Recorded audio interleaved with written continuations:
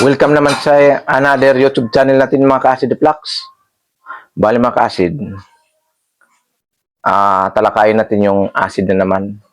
Kasi medyo matagal-tagal na akong hindi na nag-vlog.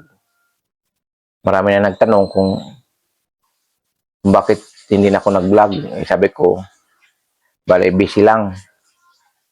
Ngayon mga ka-acid, ang talakayin natin mga ka-acid, itong tungkol sa mga pagkain. Kasi ang iba kasing mga ka-acid natin, ang sabi nila, na okay sa akin ang pagkain na to. Tapos mayroon namang magsabi na, ayan, nakaka-trader yan kasi, malakas sa acid yan yung ganyang pagkain. Ngayon, sa totoo yan mga ka-acid, lahat kasi tayo, iba-iba ang trader eh.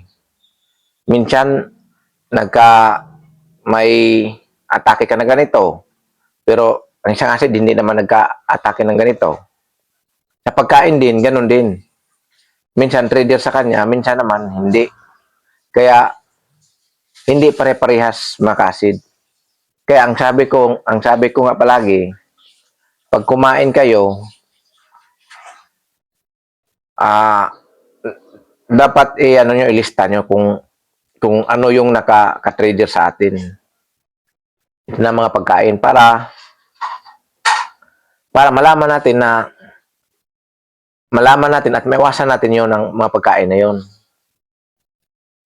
Kasi hindi naman pwedeng kain ka na ng kain tapos iba pala pakiramdam mo pag kumakain ka nun.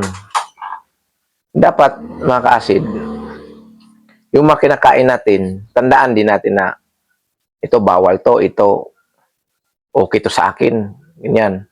Para pwede mo damihan ng pagkain kung hindi naman trader sa'yo. Pero kung trader sa'yo, pwedeng tikim-tikim lang muna.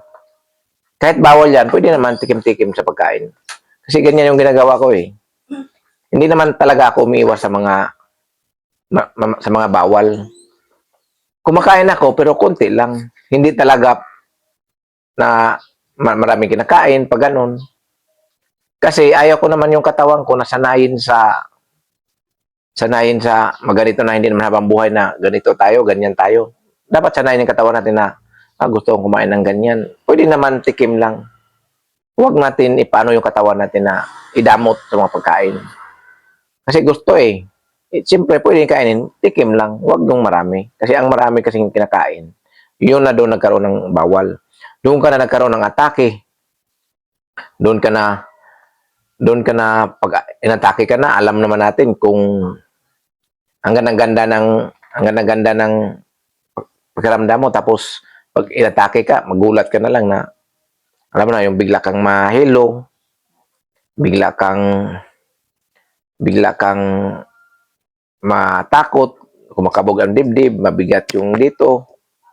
Tapos yung isa talaga dyan, nakakatakot din talaga yung mahilo ka bigla na lalo na kasi, pag nahilo ka kasi, matik yan sa isip mo yan, takot ka na yan kung anong gagawin. Kaya, pero kung acid reflux naman yung mga sakit katulad ko na ganun, wala na yun, baliwala na lang yun sa akin yun kasi parang na sa atin eh, normal na eh. Kasi alam mo na yung gano'n na paulit na lang yung atake. Eh, siyempre sa tagalan yan, ma-handle mo na rin yung sakit na yan.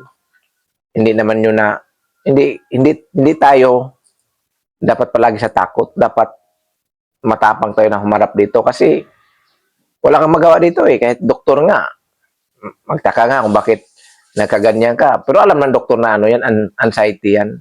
Na hindi totoo ang naramdaman mo, pero naramdaman mo na ganito ang naramdaman ko.